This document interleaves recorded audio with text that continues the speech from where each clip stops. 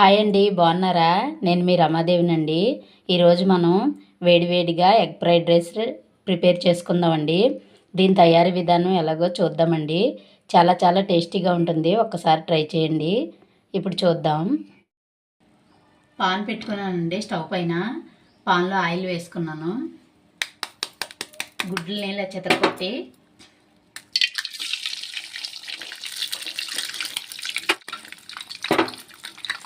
ఇలా విడిగా ఫ్రై చేసి పెట్టుకుంటే బాగుంటాయి.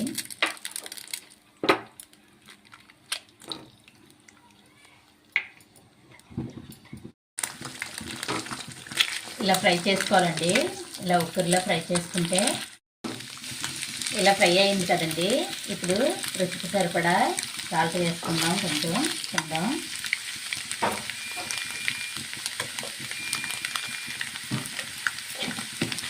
కొంచెం కారం వేసుకొని ఇలా లైట్గా వేసుకుంటే సరిపోతుందండి. ఇప్పుడు ఇది ఇలా సరిపోతుందండి. ఇది పక్కన పెట్టుకుందాం.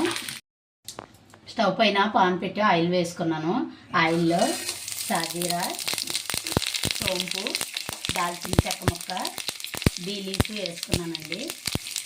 ఫ్రై అయ్యాక ఉల్లిపాయ, పచ్చిమిర్చి,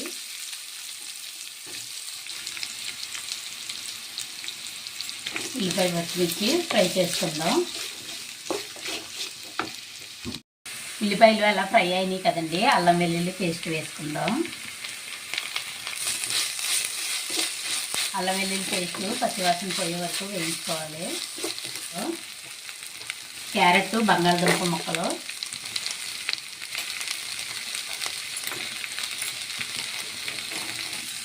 ఇవి 1 నిమిషం వేసుకోవాలండి. క్యారెట్, బంగాళదుంప మగ్గినాయి కదండి. ఇప్పుడు కొంచెం కొత్తిమీర వేసుకుందాం. టమాటా ముక్కలు వేసుకుందామండి.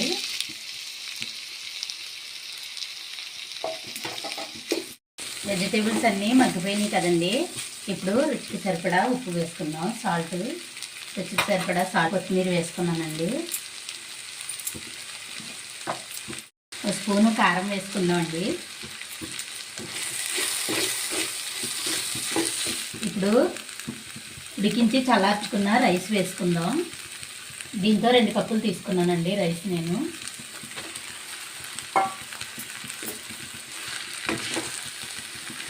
రైస్ వేసుకున్నాం కదండి. ఇప్పుడు మనం ఇందాక ఎగ్స్ ప్రిపేర్ చేసుకున్నాం కదండి. ఎగ్స్ వేసుకుందాం. ఫ్రై చేయండి. ఎగ్ ఫ్రైడ్ రైస్ ఇలా చేసుకుంటే చాలా టేస్టీగా ఉంటుంది. ఒకసారి ట్రై చేసి ఎలా వచ్చిందో నాకు కామెంట్ పెట్టండి. ప్లీజ్ లైక్ చేయండి, సబ్స్క్రైబ్ చేసుకోండి. కొంచెం గరం మసాలా వేసుకుంటున్నానండి. ఫైనల్గా కొంచెం కొత్తిమీర వేసుకుందాం.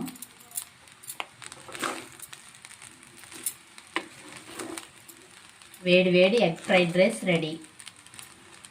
డిష్ అవుట్ చేసుకుందాం. వేడి వేడి ఎగ్ ఫ్రైడ్ రైస్ రెడీ అండి. ఇలా ఒకసారి ట్రై చేసి చూడండి. చాలా చాలా టేస్టీగా ఉంటుంది.